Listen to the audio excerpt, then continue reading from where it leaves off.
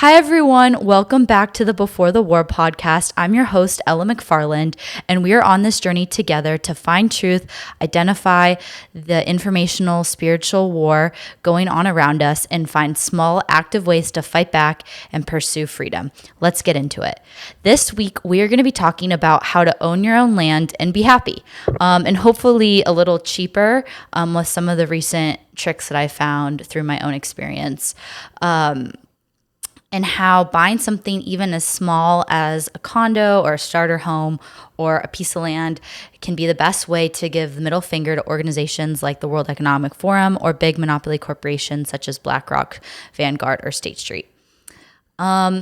So I want to start by how I do it with all the episodes is by going into my story and why I'm so passionate about real estate and why I think real estate and land specifically have so much to do with our freedom and not only benefit us and our families and our ability to be entrepreneurial and be free, both from an economic standpoint or a spiritual standpoint or just a personal standpoint. But I think it's a very good way to also strategically fight back against these large organizations like the World Economic Forum that have been chirping in everyone's ear, own nothing and you'll be happy, you'll be serfs for life, etc. So hopefully I can share a little bit about my story and how I was able to get out of the renting system. And hopefully this can inspire you to do so. And then we can kind of take a look at kind of the larger implications of renting versus buying. So kind of a little bit about me. Growing up in the real estate industry really started from my childhood. It was something that I was exposed to very early on, and I'm super grateful for that. My family is I'm actually fifth generation Arizonan. My son's sixth generation. And so we've been here before even Arizona was a state. And my great grandpa, who had an eighth grade education, his family was all Italian immigrants. He was in Phoenix, and he really, he was always very entrepreneurial, and he really had this love and appreciation for real estate. And it was something that, my dad, being very close to his grandpa, grew up around and really learned on the job from a young age, and got a lot of exposure, like going to properties on the weekends and stuff like that. And then me growing up here, I didn't know my great grandpa, but I was with my dad a lot. And my dad kind of took over our family's like mom and pop small real estate company, and he has grown it a little bit and even added some of his personal pieces and interests to the company. And so I grew up every Saturday kind of being his little buddy and going around to all the different properties, helping him, whether it was like picking up supplies or checking in with tenants or fixing problems or planting trees. Like I just was kind of his little assistant and got to learn on the job. And something that I really appreciated about that exposure was I really got to witness him transform an empty building into either, a community space that really breathed life, or a restaurant or whatever.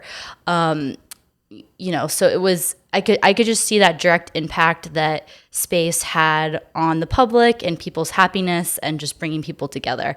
And that was what planted a seed in my brain for whatever reason.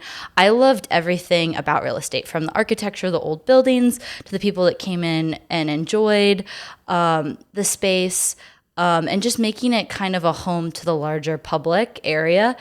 And that made me realize, okay, I want to pursue getting my real estate license.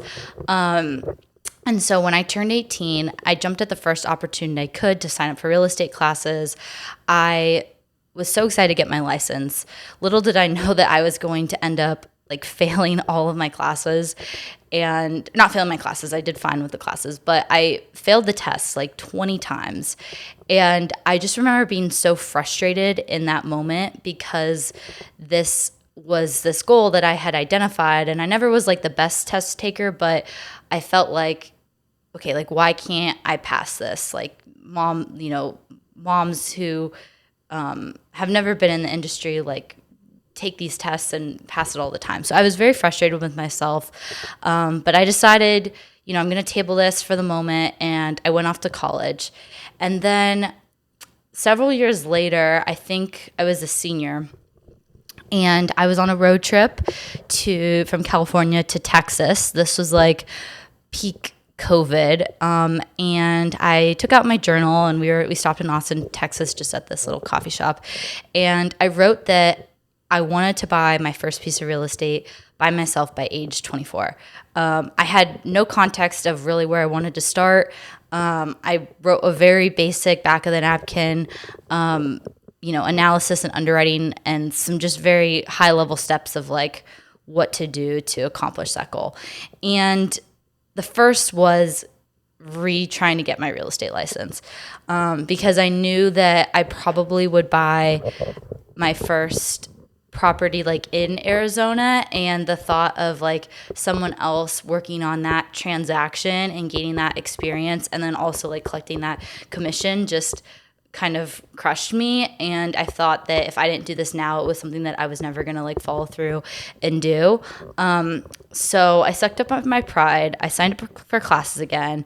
And to my surprise, after just like a few short years, my ability to comprehend concepts like mortgage financing options or VA loans versus conventional loans or FHA loans, property taxes like liens, different types of contracts had become so much easier.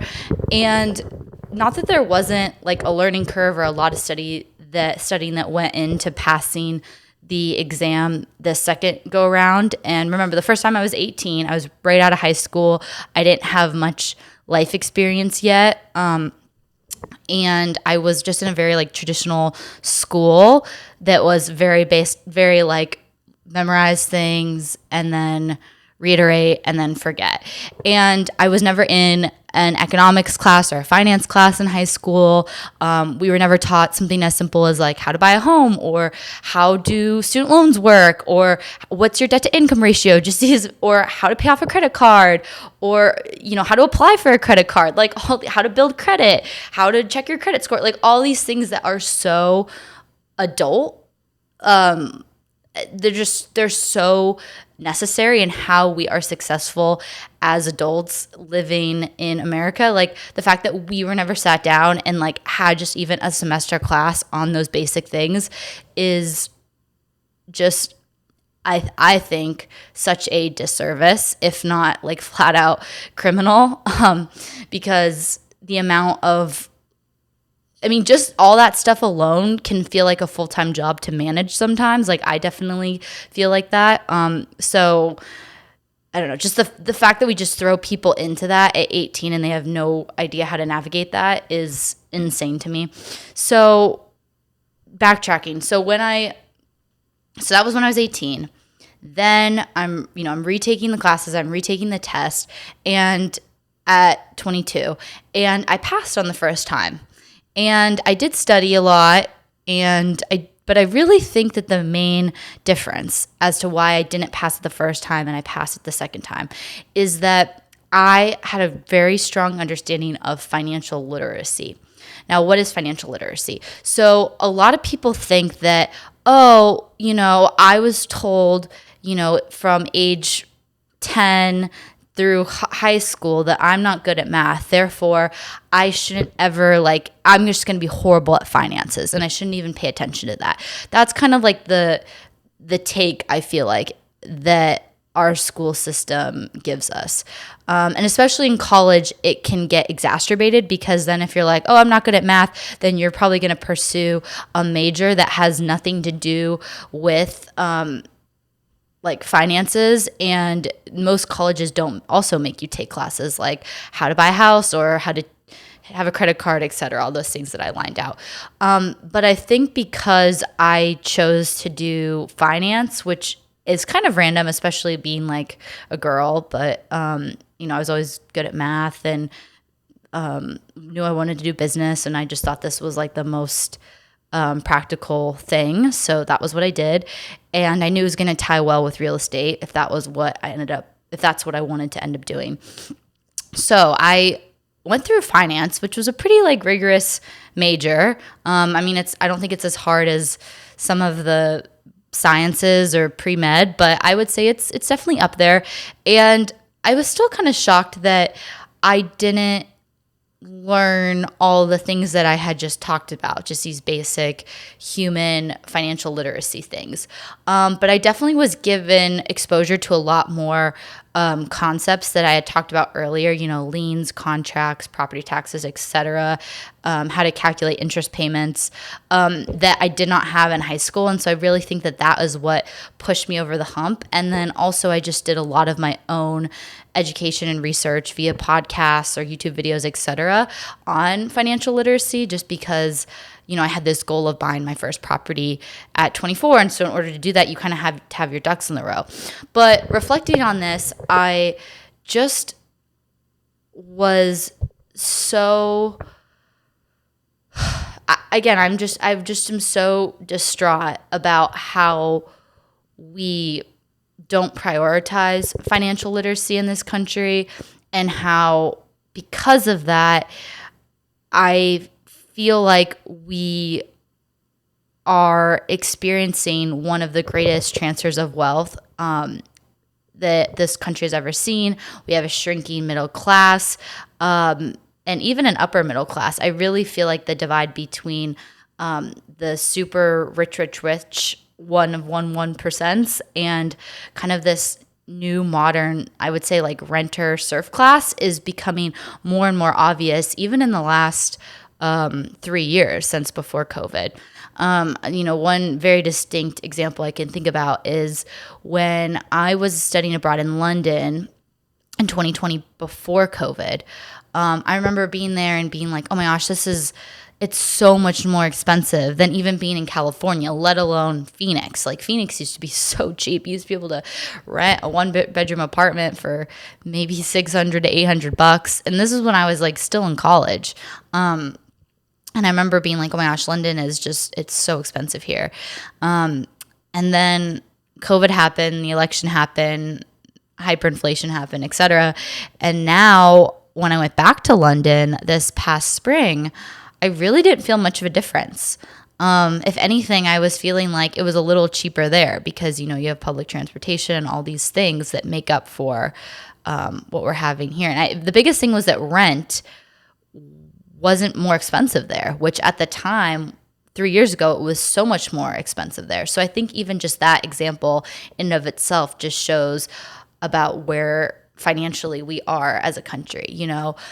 Student debt repayments have restarted this month. Interest rates have just hit 8%. And we don't see rents coming down at all as a result of that. If anything, they just keep increasing. So I feel like I don't want to be, a conspiracy theorist, but it just feels a little weird that none of this has been taught in school. Because I feel like the only thing we are taught as a way to get ahead is go to college. And we're told, oh, go to the best college you can get into. And it doesn't matter if you have to take out, $100,000, $200,000, $300,000 in debt. Just go ahead and don't worry, you'll get that amazing job out of college and you'll figure the rest out later. And so I think it's just such a disservice to our population that we are not taught financial literacy. And as much as in the long term, I want there to be this massive financial revolution in this country, and I want an end to corrupt, monopolist, phony capitalist system that we have right now that survives on things like the war machine or the big pharma complex or big food, etc. I think in the meantime, we need to get really practical and we need to focus on getting people as financially independent as possible through financial literacy, especially in regards to real estate. And the reason why I think specifically real estate financial literacy isn't just learning about how to invest in real estate assets or like REITs or whatever. I think it is really something as simple as buying and creating a home for yourself and your loved ones that, appreciates over time and becomes this not only financial investment, but emotional investment as well. I am someone who I love architecture. I love interior design. I love things that bring character and life to a space. And when I think about, I remember, oh gosh, was this like a year ago? Maybe even longer. I saw these new renderings of these student housing apartment units that were going up at UC Santa Barbara, which is this beautiful campus, right off the coast of California. You couldn't ask for a better location or view. And the building is literally windowless. And it was a design by this billionaire that wants to donate a student housing complex, but it literally had units with no windows. So I think that in and of itself is, and then I think the most disturbing part too is that I was working on a multifamily project, and it was specifically for student housing, and I got the feedback, oh yeah, like students don't really care if like how many windows they have or if they have a balcony, like it just doesn't really faze them, like what their view is and stuff like that. So I think just kind of this like loss of beauty and ownership and feeling like pride, not only in your home, but in your community, gets so lost and swept under the rug when we become this society of renters. Okay. And I think too that we are seeing the fallout of things like pensions, of Social Security. I mean, to be honest, I don't even know if I'll get my Social Security money. Probably I won't. I'm not counting on it. Even if I do, it's probably going to look like pennies by the time I retire, because inflation's probably just going to keep going. And that's not me being pessimist. I'm just being brutally honest, and that's okay. It is what it is. That's just life in the big city. But I also am starting to get suspicious of even like Roth IRAs or 401ks. Like, I'm not saying don't do those things, but I think that like why are all these billionaires and organizations like so focused on real estate, buying up the single family homes, buying up the farmland? I think it's because there is this like intangible element to real estate. And I'm not saying that like real estate's safe, like 100% safe. Nothing is. No investment is. Not even keeping your money in a savings account is, because of inflation and the devaluation of currency. But I think I do think that real estate is this like hard, tangible asset that right now is appreciating, and especially in certain markets where there is this supply constraint. I know that we have that right now in Phoenix, that even in a market as crazy right now, like I've personally seen appreciation with my home, even though since I bought it, interest rates have gone up, cost of living has gone up, etc. So, so those are kind of like my 2 points of why I'm so passionate about specifically real estate being an investment. And the third one being that, like, okay, let's say you build up some equity in your home, and you have this amazing idea for a business. America, especially restaurants, like we are built up of small businesses, and like how do people get that money? Well, they usually take it out of the equity in their home with, a second mortgage, or a line of credit. So the fact that like people can't even reach into their equity that they built in their home to like build even more financial freedom to get them out of corporate America and onto their own path is like truly so upsetting and sad to me. And it's becoming more and more present where I see, someone's collecting a paycheck from, their 9 to 5, their large corporation, and that money's going straight back into another one that's, a corporate real estate holder of some large apartment complex. So I think just breaking that chain of command by trying somehow to get into the buyer's market is so huge. And I think that a large reason why this has been happening is I do think that there's been, I don't know if it's intentional or unintentional. I have my own thoughts about that. But for the sake of argument, I just feel very strongly that even college age millennials and Gen Zs have been strategically withheld from this financial literacy in our education. And I just, there's so many questions that I wish that I had been taught even younger. Like even that, so that I could have been thinking about real estate more in high school or in college. Like, how does creative financing work? How do you put as little as 3% to 0% down? How do grant programs work to cover my closing costs or down payment? How quickly can I calculate my mortgage payment so I can compare it to my rent payment? How much extra money could I charge in passive income if I I buy a condo with 2 bedrooms and have rent one out to my roommate? Things like that.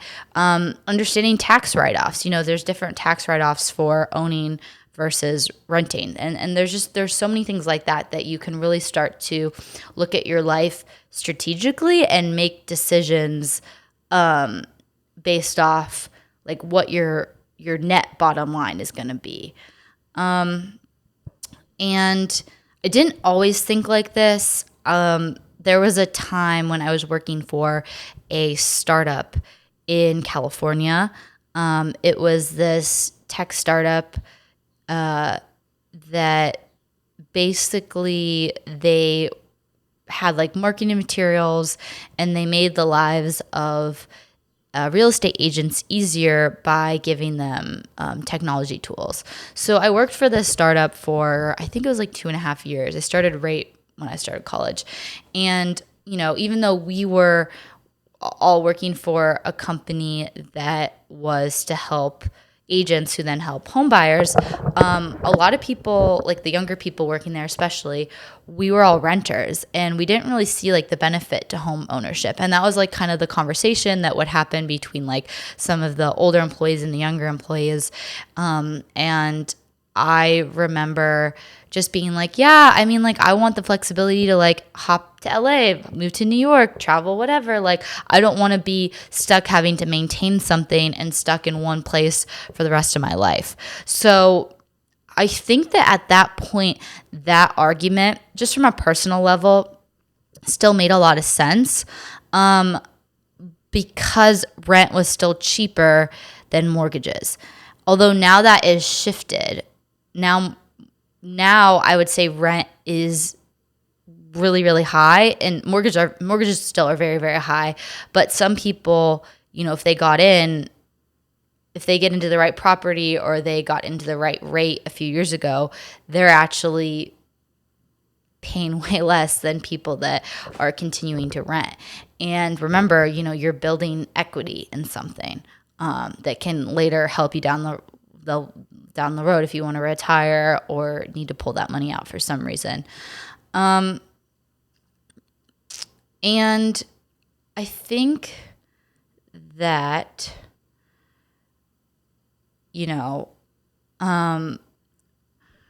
real estate to me has always been very uniquely American. I think it's very intertwined with our freedoms. I think that there's just something so American about the concept of owning your own land.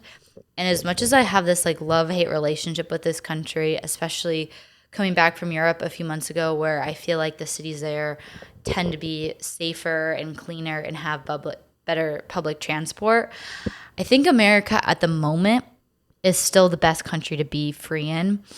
And I want as many people as possible to reach that financial freedom. And I'm still baby. I'm still learning. But after spending the last few days, or this last few years, focusing on creative ways to get into the real estate market, and then being successful in accomplishing my first step, which was buying that first property at 24, I want to, share that with people and figure out how to help people reach their goals as well. And basically diving in a little bit into the specifics of my story was that I purchased my first piece of real estate, it was just a condo, and I paid $14 for it at closing. This included closing costs, down payment, everything. I paid $14 at closing, and then I actually collected a 3% commission on it afterwards. So if anything, I actually made money on the deal. And I did this as someone who had no financial direct support from family or friends. I am a solo mom to my son, meaning I don't collect child support. I'm the full provider and caretaker for him. I work full time, and I'm a recent college grad. So I feel like if I could figure this out, maybe you can't, maybe everyone else can too. So this wasn't me coming from a place of being handed something. This was really just trial and error. So I really say this to encourage. So again, like I said, it started with me on a journal, writing down my goal a few years ago in 2020. And if I had been really more aware of what it meant to have, 2%, 3%, maybe even 1% interest rates, I wish that I had figured out a way to get into the market at that time. But unfortunately, I just, again, had this mindset of like, oh, I'm not going to be able to start this till I graduate college. So I'm just going to like focus on that, So when I graduated, I sat down and I was really faced with this decision after getting a few different job offers in Texas and in California. Do I go down this corporate route and, gain great exposure, have a chance to network, have something that's a little bit more stable, and just more traditional in terms of like what my friends are doing, and move to a new city and, get an apartment? Or do I move back home, do the not so glamorous thing of living with my parents at their house, and move back to my hometown and work for my family business? And I prayed a lot about this. I was in such a period of discernment. I was so torn up at the time. And I think it's so beautiful to look back at a time when, decisions seemed so big and so scary. And I think I went to adoration, every day for 2 weeks. And I journaled, I did everything. I tried to talk to people about it. And I was really torn, and I really felt the Holy Spirit tell me, like, just go home. Like, just trust me on this. Like, it's going to work out. So I had to have a really hard conversation with the company I was working for and let them know that I wasn't going to be continuing on with them. And that was really hard because I had built such great relationships there, and I really loved the company. And I packed up everything and I left, and I was sad, and I was a little depressed at that point. And I got home, and I had just gotten off this high of college and graduation and being with all my friends and having so much fun. And COVID was finally starting to end. And I'm coming back home to like what felt like such a dead life in Phoenix. And like all my friends that I did have had moved away. And I really had to start from like square one. And so that was kind of like my first step. And part of the reason why I decided to move back home and live at home was because I wanted to save money and not having to rent. And I feel very lucky that I had that option to do that. I know some people don't. I know some people, either their parents maybe downsize and they don't have room for them, or they have hard relationships with their family. So I'm really appreciative that my parents let me do that. And it was funny too, because I feel like when I would tell people what I was doing, especially like that first year, I feel like a lot of people looked at me either like, I couldn't land a real job. Like working for my dad wasn't a real job because it was like working for family. I felt like people thought I couldn't afford to have an apartment. There was just a lot of like energy in the room when I would talk to people that made me feel like, oh, I'm not independent. And being independent is something that I feel like is so core to my personality and is something that I've always taken so much pride in. And so to have to like kind of humble myself and navigate these conversations was difficult and something that I learned a lot from. And then on top of that, I found out that I was going to be having a baby unexpectedly, and that shortly after I found out I was pregnant, I found I was going to be, doing that on my own without the support of the father. So that was like another curveball. And then to also be like living at home, it made me feel a little defeated and a little behind everyone, but I just had to keep that momentum and that saving mindset in the back of my head. So at this point, I still was thinking, oh, I'm going to have to pay for a down payment. I'm going to have to pay for closing costs, etc. And I thought that really a down payment was like 20%. I didn't really realize like, oh, I could do an FHA loan, or I could even do a conventional loan for only like 5%, or I could even look into first-time homebuyer programs where I could get 100% financing. I just really wasn't aware of that. And at the time, I was really focused on, I want a property that I can also like generate income off of. So I was really like boxed into the idea of getting a 4-unit complex or less and renting out the other unit. And the reason why I want to do that was because like if you live in one of the units, then like you can get traditional like real estate finance or residential financing. You don't have to get commercial financing, which is a lot harder and more expensive. But then when I went through that process of like trying to get pre-approved for that, I realized it was a little bit harder than what I had heard on YouTube and stuff. And it was specifically kind of hard in my market of Arizona because not only is it just harder in general to get that, because usually your personal like W-2 income isn't going to cover the cost of that monthly payment. So you have to subsidize it with what the income would be from those units. But I was starting to see a supply lack of those properties.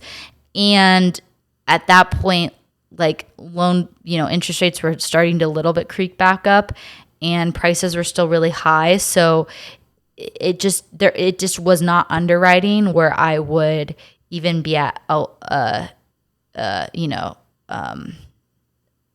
a wash or at a little bit of a net positive. So I kind of quickly realized like, okay, maybe that won't be my route. So then I was really focused on, well, can I get a single family home that has what they call an additional rentable unit?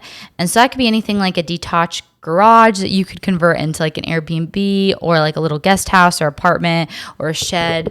And I was really focused on a property like that because I was like, well, I could either rent out the big house and live in the small house or vice versa. I could rent out the other rooms. There's a lot of ways to like slice and dice this. And I was kind of right at the cusp of being able to like maybe qualify for one of those properties. But I started to realize like, I get so freaked out by even like in college, like I would get freaked out living alone and even sometimes just with like roommate girls. So I just was like, I don't know if I can live in a house. And not that there weren't houses that were like quote unquote in safe neighborhoods, but they weren't in like they weren't like in the fanciest neighborhoods, like they're like in okay neighborhoods. Like it's probably fine, but maybe a little sketchy. I don't know. And so I was a little nervous, like especially being pregnant and having a newborn soon, like taking all that on like as a young mom. So I did look at a few properties and was thinking about that. And then I also realized like, okay, if I go with this, I'm going to be like tapped out of my debt to income ratio, which for anyone who doesn't know, your debt to income ratio is basically something that you should really keep in mind when you're looking to buy a house. And what it is okay, so you take your gross income before taxes. So let's say you make, I don't know, let's say you make 70 grand a year. So monthly you're probably making, what is that? 5,800 before taxes. And so usually banks or lenders will slice that in half. And they'll slice that in half, and then that's how much you can take out as debt. Now, if you have any other debt, let's say student loans, they're going to knock that off. So let's say, okay, you have that, what was the number? I said 5,800. So that's 20. So let's say you're starting at 3,000 and they're like, okay, you got student loans. So that's 500. Okay. So now you can borrow up to 2,500. Oh, wait, no, let's say you have a car payment. Your car payment's 300. Okay. You can borrow up to 2,200.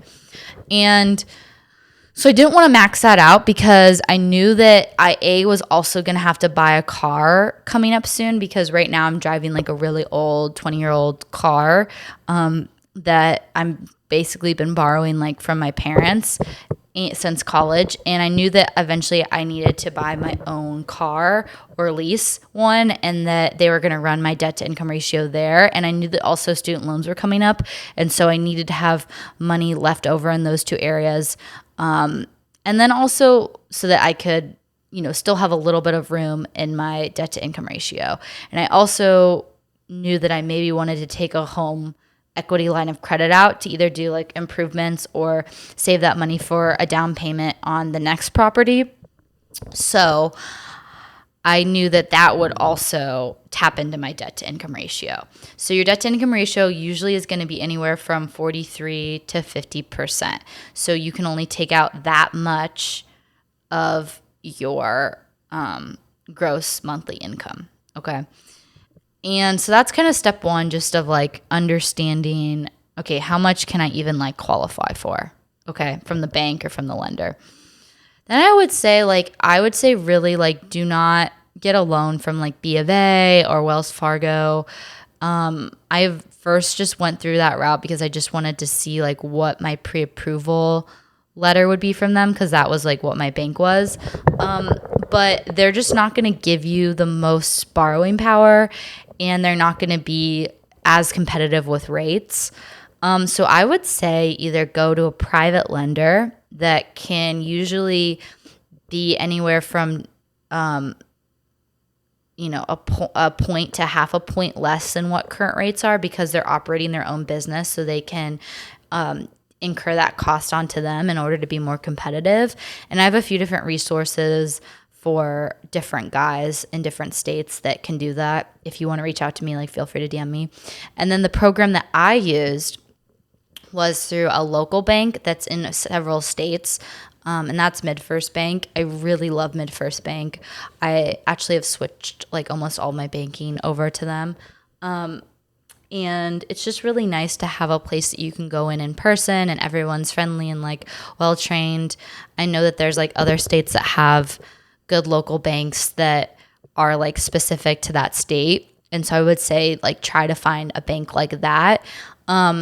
And a lot of times like they have good grant programs for first-time home buyers. And so that's what I was able to tap into. And this allowed me to, the program that I applied for was like, it was called the Dream Program. And what this did is it gave me up to $15,000 to put towards my closing costs and my down payment. Now I think the program that they're running is slightly different, but it kind of evens out, is you get up to 100% financing. So you don't have to put any down payment down at all, no matter what the cost of the house is. And they cover up to 6,500 of your closing costs, which if it's a smaller property, that will probably cover it.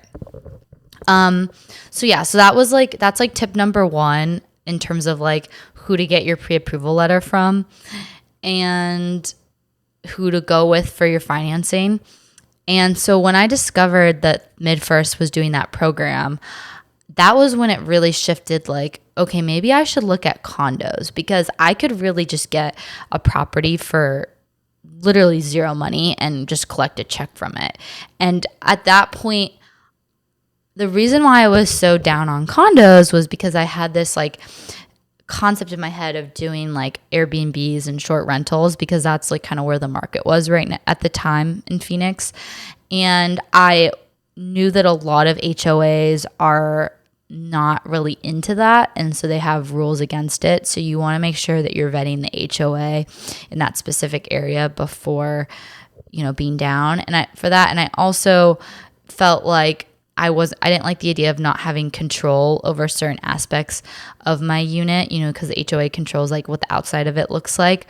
And I was worried about like a super high HOA payment. Luckily, I found a condo that allows you to do short-term rentals up to 28 days, and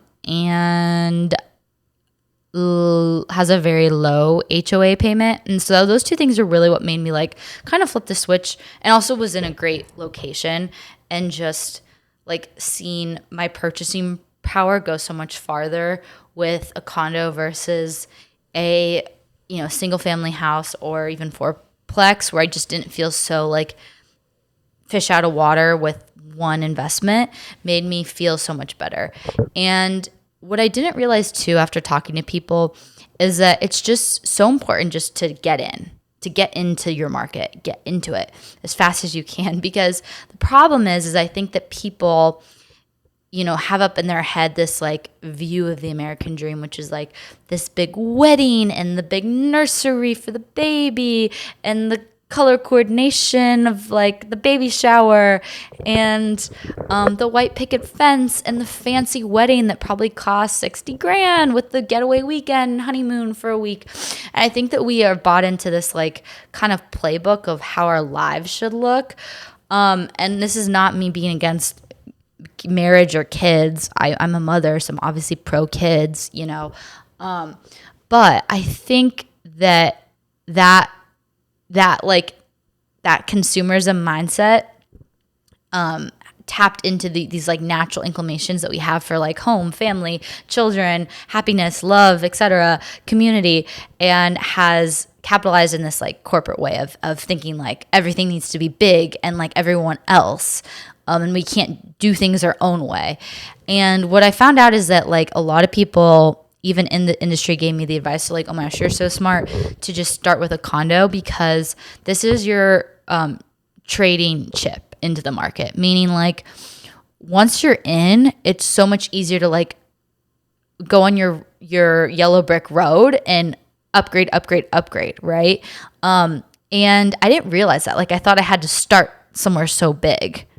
I didn't realize that like just getting in and starting to build equity in something right away that is manageable and is not going to like stress me out hugely financially. And that's a property that the mortgage is very close to my rent payment, was, this way to go. And so I got something that was pretty small. I mean, it's less than 600 square feet. It's not huge, but I really like it, and I think it's a great first piece in the portfolio. And I think it feels so good just not to be having to be subservient to this rental model and feeling like I can't even get out of that, So yeah, and it was crazy because even when I was going through the pre-approval process, and this is again important why that financial literacy aspect is so important, specifically with like credit scores, is I was someone that knew early on, like I need to make sure that I'm on top of my credit score, and that I have the right amount of lines of credit so that when I do want to buy a house, I have enough years built up. So a lot of people I think are scared to like get a credit card or something like that, which I get it, because they think like credit is bad. But unfortunately, or fortunately, we live in this like credit score system era, and I could go on about how much I don't really like that. And I think it's messed up in some cases, but it is what it is. That's where we're at right now. And so it is really important to, I think when you start college or even at the end of high school, open up at least 2 credit cards, even if you don't and maybe even just put one charge on it each month and pay it off right away. You don't have to max it out every month, but as long as you're using that consistently for, 2 to 4 years, you're going to have, credit built up, and it will be decent enough to be able to, buy that first house, or first condo or piece of land, whatever. And I had an issue because even though I was aware of doing that, one of the credit bureaus, so there's 3 credit bureaus, Equifax, TransUnion, and I think the other one's like Equarium or something. I don't know. But Equifax, the third one, they basically, every time my credit report would be pulled by an institution or a bank or a lender, it would come back that there just was no credit, that there was fraud, whatever.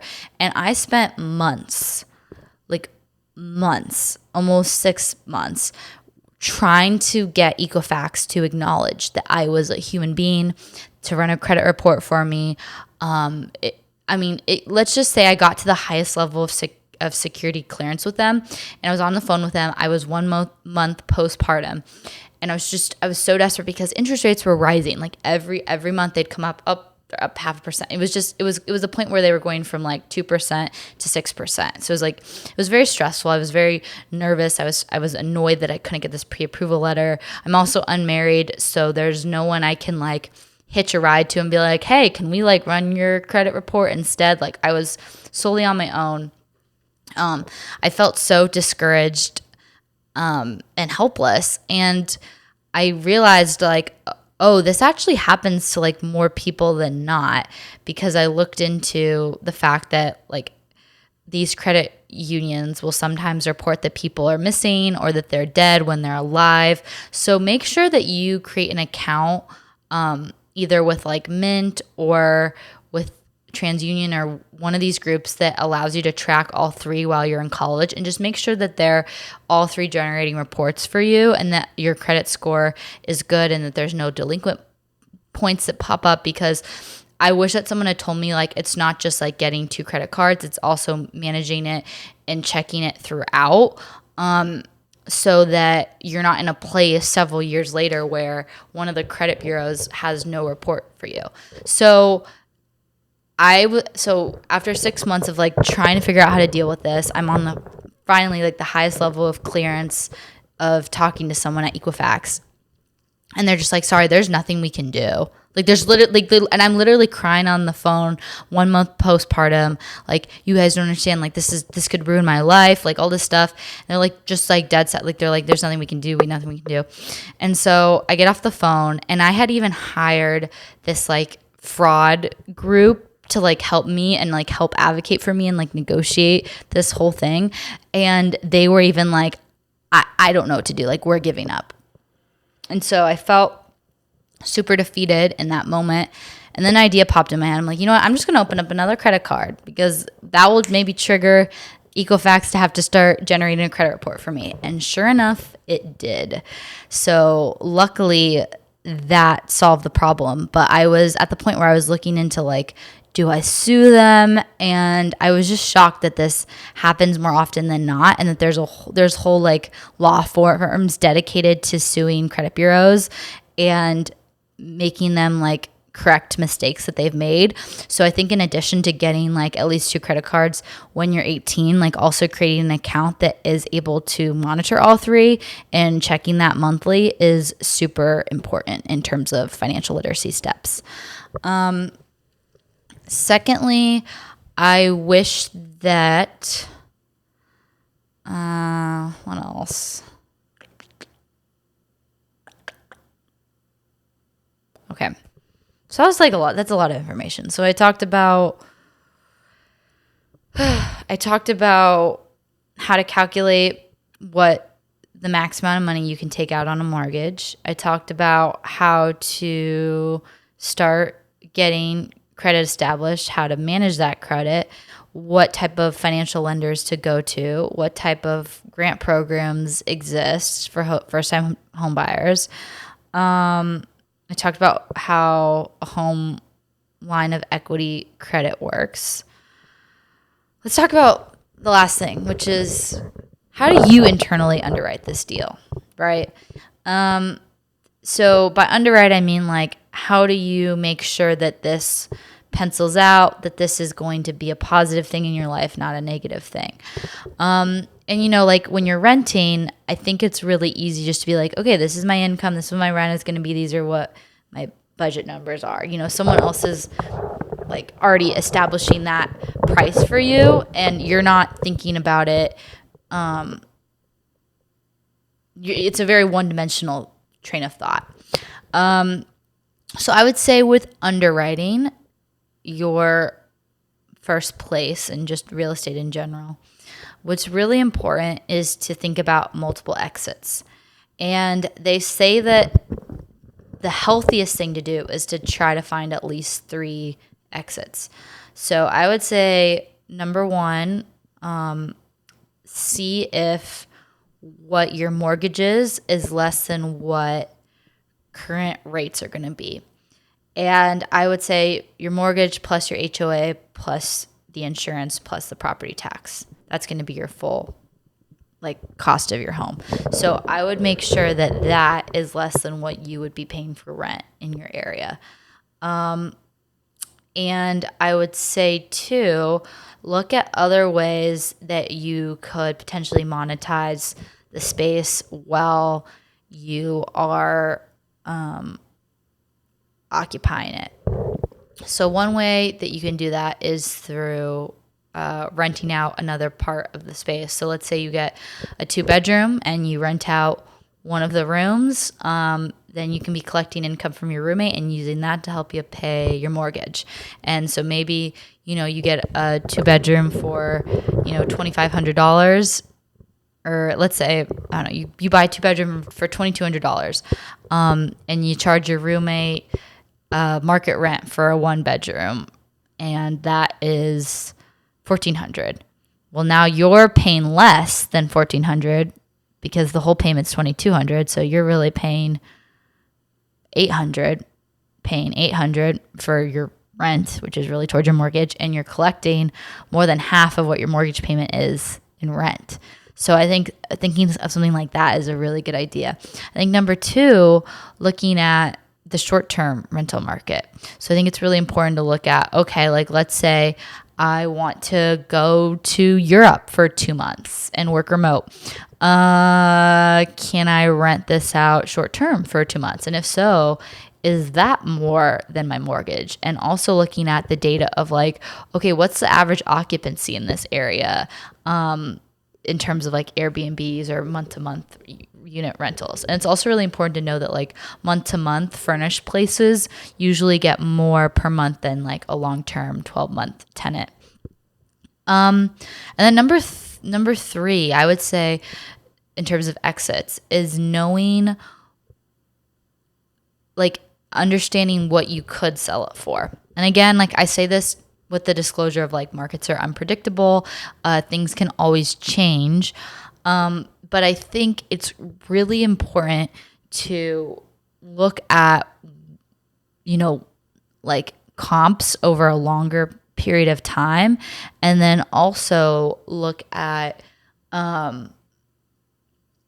pay close attention to what your appraisal is versus what the purchase price is, because right now, in a lot of hot markets, this is what happened to me, is that the price of what I paid for it ended up being over $20,000 less than what the appraisal even came back as. So immediately I got a buy-in of over $20K in equity just from purchasing the place.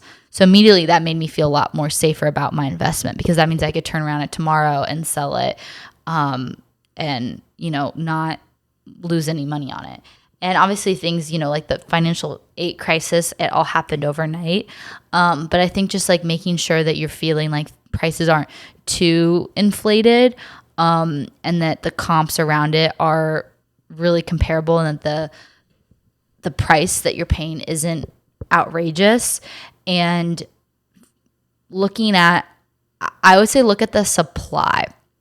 Because if something goes south, if you're in an area where there's more inelastic supply, meaning there's less supply, of that particular thing in that location, then you're going to have an easier time selling. And I think that the market that I'm in, I was very specific that I wanted to buy in the tighter Phoenix metro area. I didn't want to go like farther out, like into Glendale or Chandler or Surprise or Mesa, because although like prices there are high too, and I think that those are great places to live. The more inward I went into the city, I realized that there wasn't a lot of chance. There's less chance for like new developments. So being able to like, there just wasn't a lot of supply of the unit type that I had in the location that I had, and it was a more like, in general, that's where prices were higher. And so I feel confident that if even the market does change, I'm not going to be too much of a fish out of water, because so many people are still wanting to live in this area that even if prices go down, there will be a buyer farther out that wants to come in to purchase it, if that makes sense. So yeah, that's kind of all my tips from my own personal experience. And I have probably way more that I can share. I've been working on an ebook. And so my goal is to, get that published hopefully on my website when this episode comes out, if not shortly after. And that way, if people want to see more detail or get access to the Excel docs that I use to underwrite my deal that can apply to yours as well, people can go ahead and grab that off my website. And then as always, like, my DMs are open too. So if people want to ask me more questions, I am happy to help in any way that I can, because I just am so passionate about this. Okay, gosh, this has already been almost an hour of me talking. Well, I finally want to get into, after we finally finished talking about my story and specifics on how I did my first investment for $14, I want to talk about the larger scope at hand, which I have briefly talked about, but I think it's important. So there's been some really good clips of Robert Kennedy Jr. as he's been on the campaign trail, both on the Tim Dillon podcast and on Theo Vaughn, where he really breaks down what's going on between BlackRock, State Street, Vanguard versus the American people, and why home buying is at the crux of this issue. And I want to play a little clip from him on Tim Dillon, because I just think he does such a great job breaking it down. And then just we'll listen to it and we'll talk about it. And then I want to talk briefly about what happened in Hawaii, which I know, like, we're already on Hawaii's like 6 things in the past, I mean, like, the news cycle is so fast now, and now we're already talking about Israel and Palestine. But I think this issue is so important, especially in terms of real estate, land ownership, own nothing and you'll be happy, fighting against that, etc. So let's just kind of talk about those two things. First is the Tim Dillon clip here. You have these 3 giant companies, BlackRock, State Street, and Vanguard, who all own each other. BlackRock has $10 trillion under management. These are all private equity companies? Yeah, they're the biggest companies in the world. And right. they own 88% of the S&P 500. Those 3 companies, they own 88% of the S&P 500. So they already own everything. And now they've decided they're going to buy every single family home in America. So they're on track now to own the corporate control of 60% of the single family homes in America within 6 years. So you're saying, so when somebody comes in with a cash offer, it's usually from It's an LLC with some Right. ambiguous name. A shell corp. Right. That if you follow the Money the trail. breadcrumbs, It'll go back to It goes to BlackRock, State Street, Vanguard, State Street. And they want to own all of the. and I mean, ironically, and I don't want to feed into anybody's paranoia, but Well, Welcome to the show. it's a little late for that. unprofitable because our kids are now competing against BlackRock. So BlackRock has a bottomless bank book. It has the lowest interest rates on the planet of anybody. And our kids now have to compete against that company. Now, so why is their rates so? Are they lending themselves money? How does it work? Well, first of all, they own all the banks. They own all the credit card companies. And That helps. Just because they have a huge bank book, they're a safe loan. So there's zero risk in loaning to BlackRock. Right. And so the banks will give them the lowest possible rates, and our kids then have to compete. Our kids who have no credit rating, who have, a 600 credit rate or whatever it is, are paying not 7%, but maybe 10% interest. Right. And they're competing against somebody that's getting 3% interest. It's not right.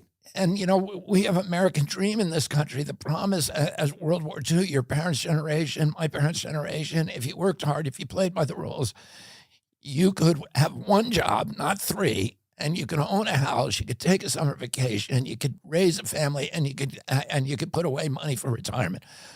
That is just not even for anybody. That is not true. It's over now. That's over. These kids are not going to own homes, and if you don't own a home, you don't care about your community. You don't care about the schools. You don't care. You're less vested. You're less vested, and so you're not doing the things that homeowners do to take care of to invest in their community, to make it a better place to live. So, Okay.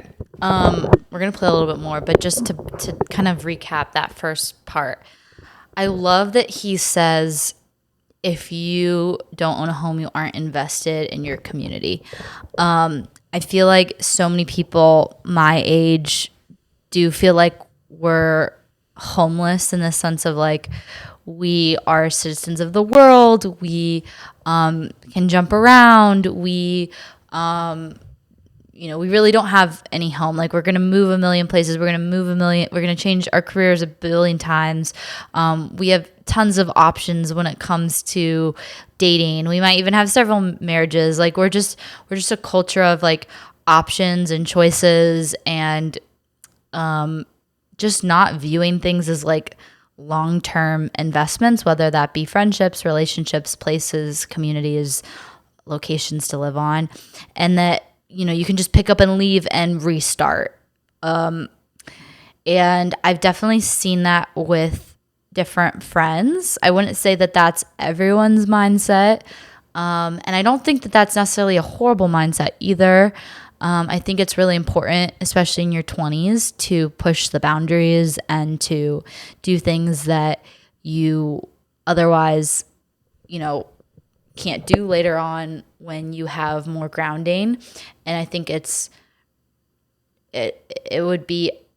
realistic to recognize that, like, yeah, when I'm 30, I'm going to have probably more things holding me in one place than when I'm 20.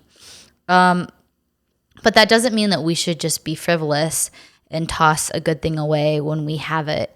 I don't know. I think the benefit of me living in one place for most of my life, growing up and having that stability, although I think that it can be negative as well, in terms of, not expanding your mindset, not getting certain cultural exposures that you may get even if you lived in like a different country per se. I think that that's valuable as well.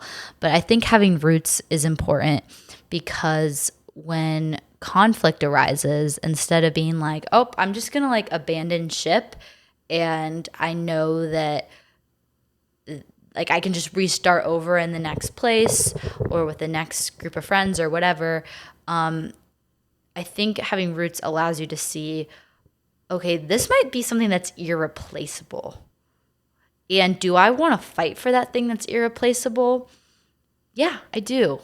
And I think having that instinct is important.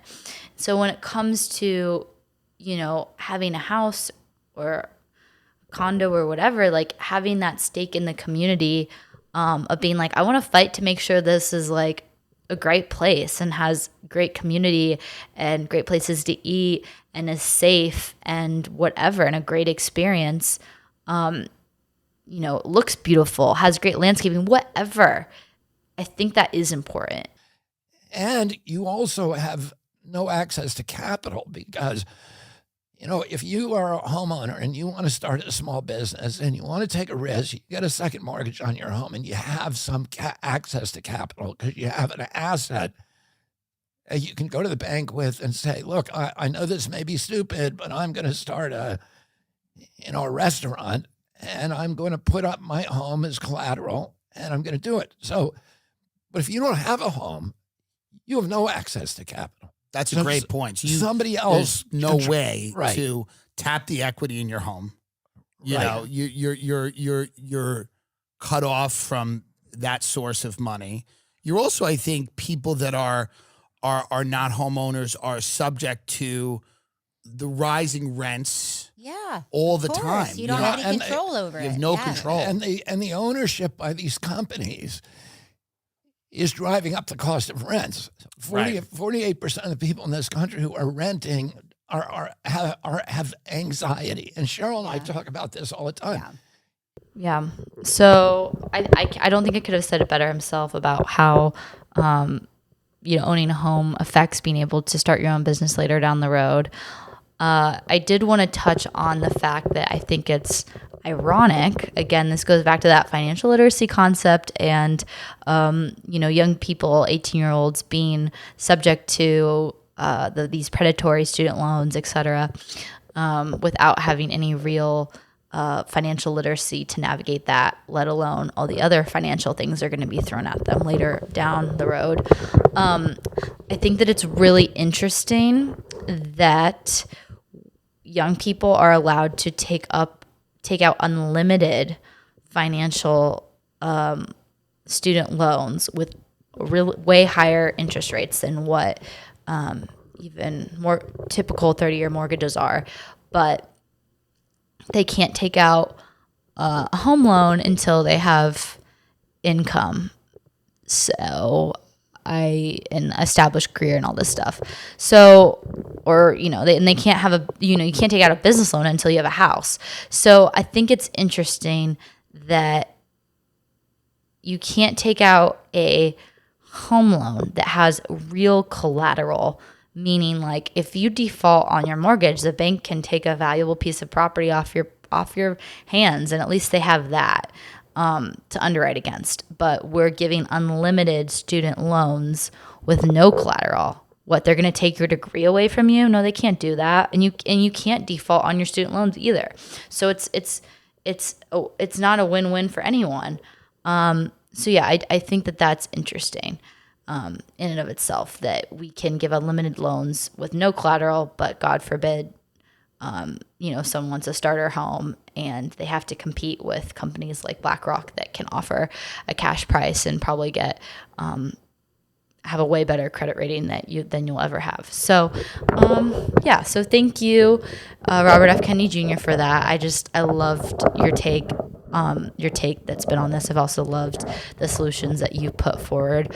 I hope that whoever ends up being the next president is able to address this issue head on. We'll see. I mean, yikes, another election year coming up. Not looking forward to it. Okay. So, gosh, I feel bad that this keeps going, but maybe I'll just break this up into a part 1 and part 2. We'll see. Second thing is that I want to briefly talk about is Hawaii. So, why I think the Hawaii episode is so critical to, or Hawaii issue, what happened in Maui, the fires, is so critical to what this episode is about, is that I think it really shows how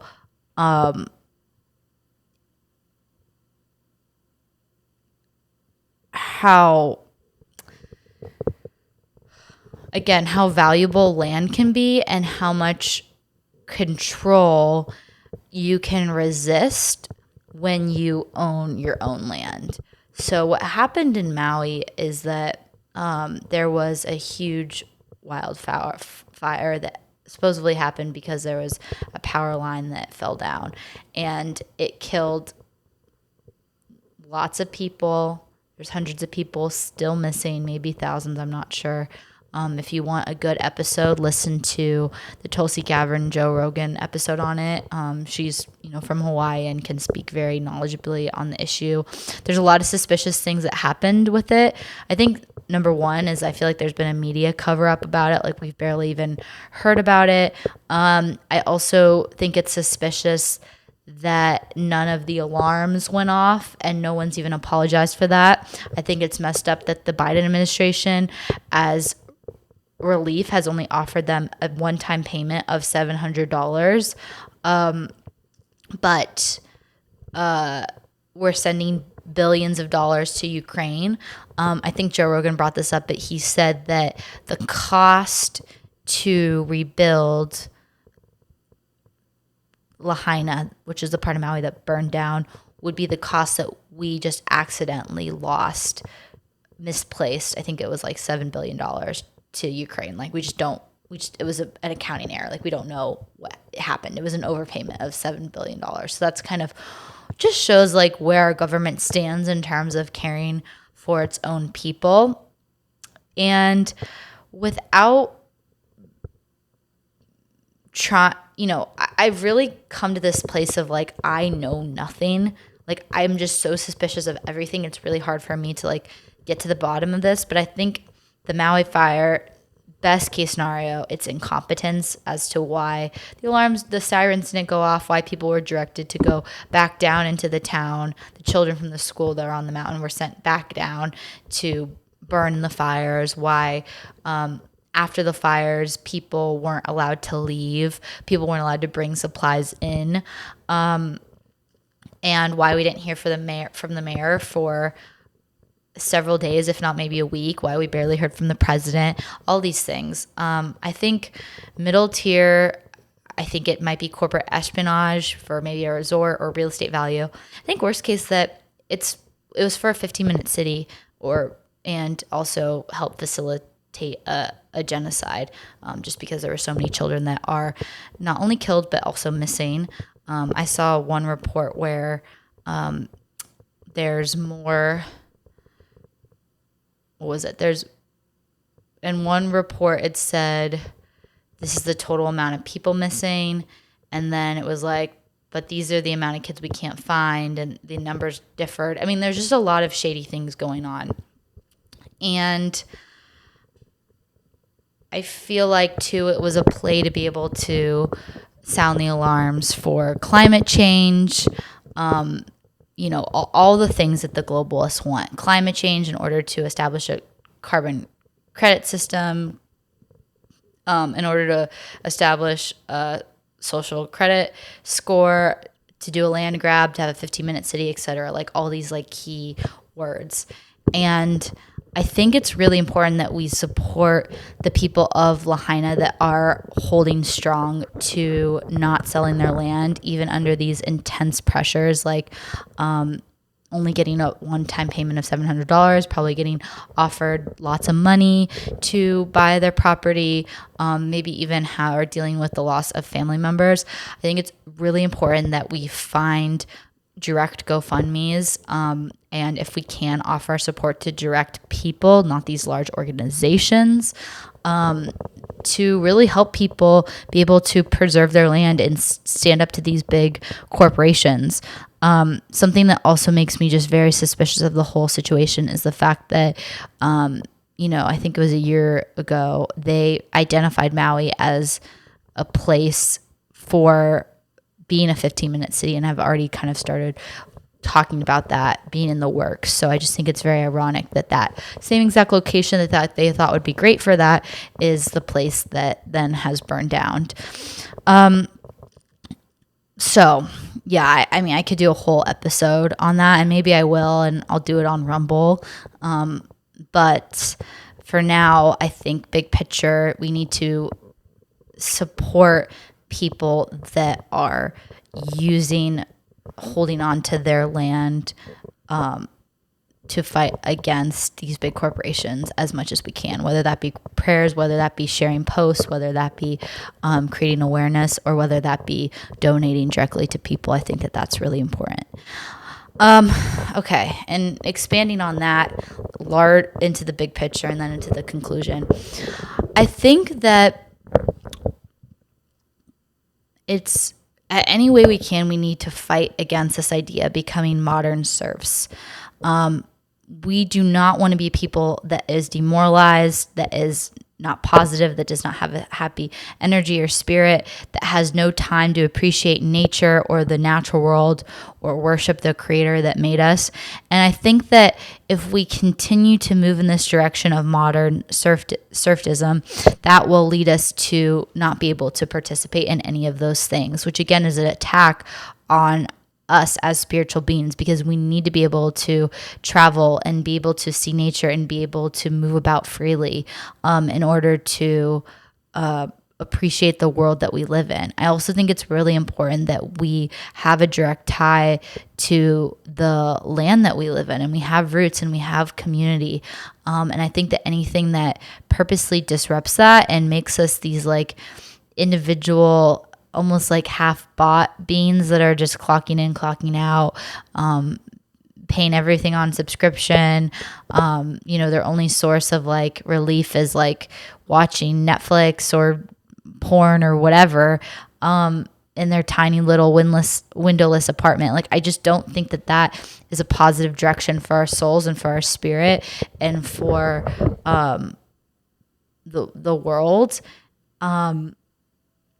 And I think that we have to start fighting that now.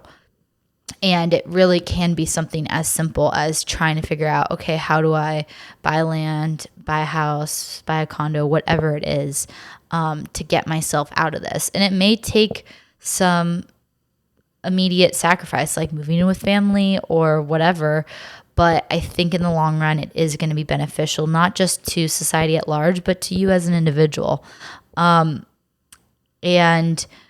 I think that if we just keep letting people get an inch and we move in the direction of 15-minute cities, it's not going to bring this utopia that it sounds like. When I originally heard 15-minute cities, I thought, oh, it means like, how things are set up in Europe, where you can like walk places and have great public transportation and have a lot of your amenities taken care of, et cetera, et cetera. But I think that I think that people are forgetting the fact that what comes with this idea of outsourcing all of your outsourcing everything to like this large organization, you're going to have a lot of things that you're going to have to also give up on the front end as well. Just like how we saw with the vaccine passports, etc. You can't give an inch because they'll take a mile. So in conclusion, well, I already talked about this. How are the ways we can fight back? Educating question, share, donate to real people, not large organizations, buy your own land, and take on this movement of you will own your land and you'll be happy movement, and then in terms of just how I can be helpful to anyone out there, like I said, I'm pro freedom for all, and my DMs are always open, my email's open, my website's open. So if anyone needs any help working towards financial freedom, or even how to get themselves out of a medical loop, or even how to have a cheap, healthy pregnancy, or any other topic that I've covered in either my podcasts, my writing, on Twitter, whatever, feel free to reach out. I really, truly believe the more people that are awake, learning, joyful, and free in this world, the better. And like I said, I am going to be hopefully releasing this alongside my ebook, and may even make some like one-on-one sessions available. I'm also a licensed agent in Arizona, so if there's anything I can do in Arizona to help you, or even if you live in another state, I can at least give you like some lender options. Again, feel free to reach out to me. And then lastly, if you could like, subscribe, and comment, that helps this channel a lot. Share it with your friends, share clips, whatever you got to do. I really appreciate the support, you guys. I do this solely just out of passion and love for this podcast and for sharing information. So have a great day, and I'll see you guys soon. Bye.